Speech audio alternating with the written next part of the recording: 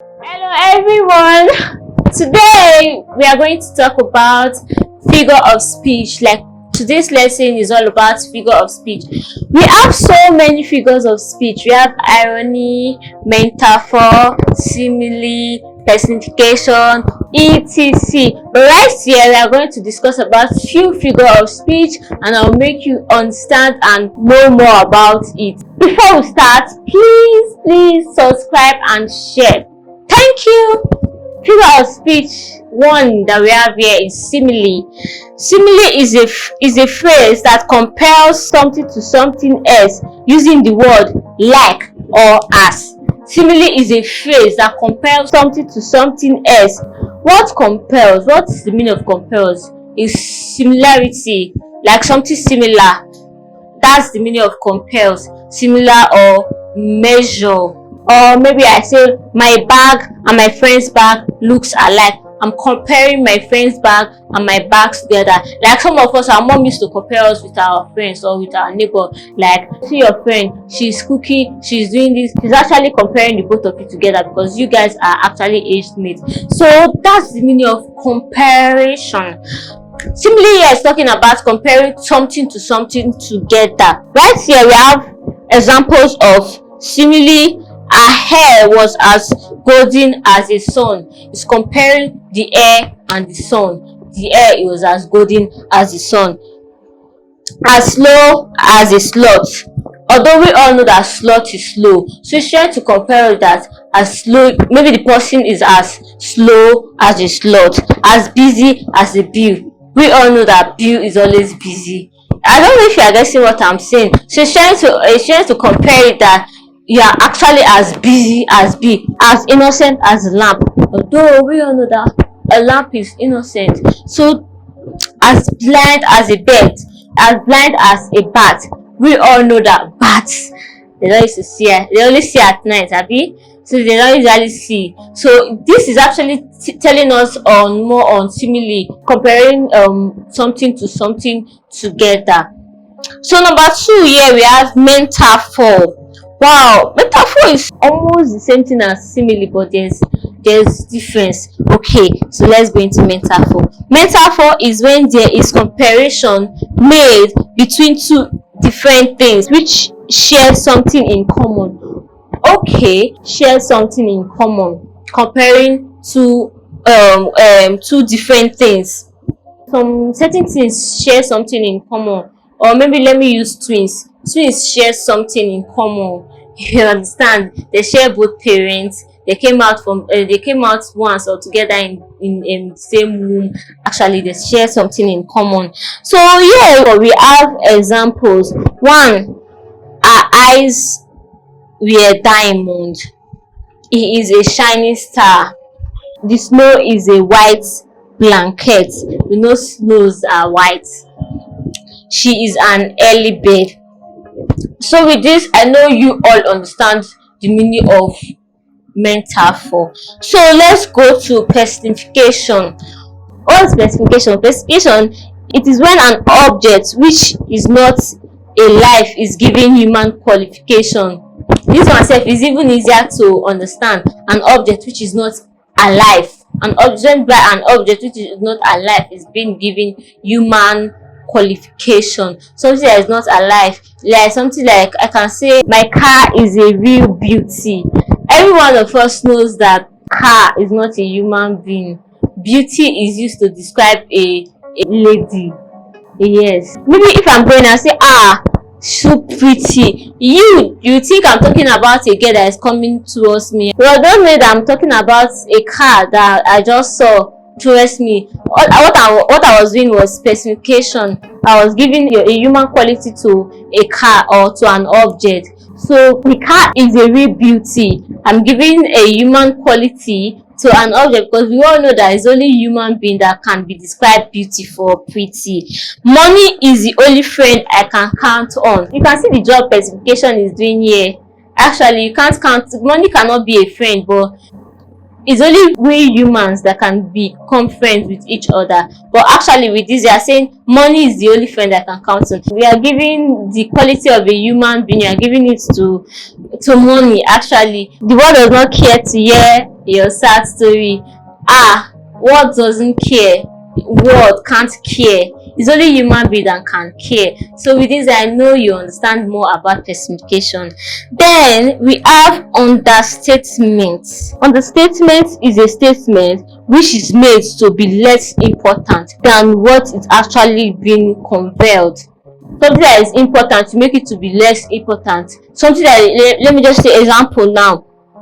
I only have 2 million naira. You know 2 million naira is a huge sum of money, and you are saying I only have 2 million naira. You are making 2 million naira look less important. You understand what I'm talking about here? The other example is it rained a bit more than usual. And when you are saying it rained a bit more than usual, someone just asks you, there's flood everywhere. You know, like it rains a bit more than usual. I don't understand. When I'm seeing a lot of flood, you are not telling me it's a small rain that just fell. It doesn't work like that too. Okay, so let's quickly rush out oxymoron. It is when two words in a phrase contradict one another. The girl next door is pretty ugly. A person cannot be pretty and at the same time being ugly. We have walking dead. Someone cannot be walking at the same time dead. We have example of Walking Dead. After an entire day of continuous practice, the participants looked as if they were walking dead. Although I know this Walking Dead is actually trying to say that the participants, they look extremely tired, and we are trying to describe the word tired with Walking Dead. But definitely a person cannot be dead and at the same time walking. We have foolish wisdom. A person cannot be foolish and at the same time wise. No. Everybody was amazed at a foolish wisdom. That's the example of a foolish wisdom. Then we have seriously funny. Someone cannot be serious and at the same time funny. That's why it said God contradicts stuff of one another. Seriously funny. Example of this seriously funny is the final dance was seriously funny. Final dance was serious and it was still funny at the same time, which is not actually not supposed, doesn't relate. Irony. Irony is a type of figurative language that refers to clash between expectation and reality. When we look at the word clash is like conflict. Example, a fire station burns down. A fire station cannot burn down. You can't tell me that a fire station that usually maybe if another office is burning down, you know it's fire station that you're going to call. Yes, it's fire station that you call. My company is burning down, please come with your people, they will quench the fire. So you cannot tell me that fire station that is protecting other companies can't protect its company. You understand? So that's what this irony is talking about. That's the example that is being given in this irony. So a fire station burns down definitely means that actually there is a fire station. That's the reality part of it. But burning down is not possible. It can't burn down. It's real. Okay, they gave us explanation of this fire station.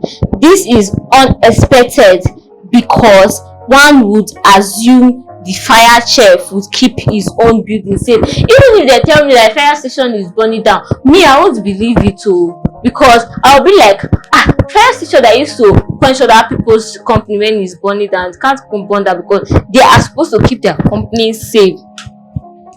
Then a marriage counselor files for divorce. We all know that it's rare to see a marriage counselor files for divorce, because to even kill a career, you can't tell me that I'm going to meet a marriage counselor that actually got divorced and you want to tell me how to keep my marriage. It doesn't work that way. Then we have another example. Okay, they made example. Yes, this is ironic because the expectation is that a professional who coaches couples through rough patches would herself have a strong marriage. Someone that coaches couples, like I said before, someone that tells people how to keep their marriage, we first of all work on his or her marriage before coming outside to tell people this is how you keep your marriage and all that. So we have the police station got robbed. police station cannot get robbed is impossible, because if in an environment a police station is being robbed, then it definitely means that we are not safe, because we can get robbed at any time. So it's actually impossible for a police station to be robbed. A post on Facebook complains about how useless Facebook is.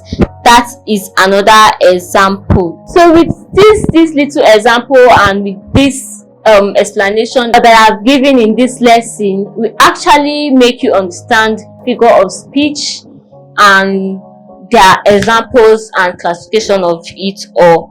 So this is the end of the class. Hope you all enjoyed the class, and please, I need you to drop your comments on the comment section. I need you to comment on this, please. And if you have anything to say about what I just talked about, you can just drop it in the comment section. Please subscribe and share, like, and follow us on all social media. Subscribe, share. We love you. See you on our next class. Bye.